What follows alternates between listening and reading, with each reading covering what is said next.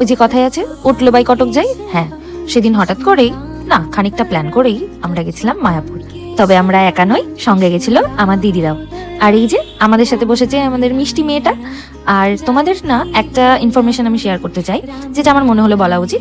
সেটা হচ্ছে, ওখানে মেন গেট যেটা, সেই গেট দিয়ে যদি তোমরা ঢোকো, সেখানেই দেখবে কুপন পাওয়া যাচ্ছে। সেই কুপন নিয়ে নেবে, সেটা বিভিন্ন প্রাইজেরও হতে পারে, যে কোনো একটা নিয়ে রাখবে।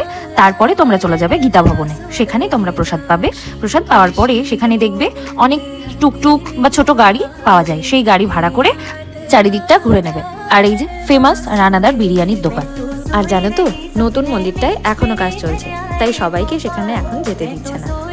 তবে মনের দুঃখ করে কি করব, সেই দুঃখ না করে আমরা এদিকে কুজিকজিক খেলছি। এই খেলতে খেলতেই আমরা বাড়ি পৌঁছে গেছি। আর ভিডিওটা ভালো লাগলে লাইক, শেয়ার, কমেন্ট আর সাবস্ক্রাইব করে যেও। দেখা হচ্ছে নেক্সট মিনি ব্লগে। ততক্ষণের জন্য সুস্থ থেকো, ভালো থেকো, বাই।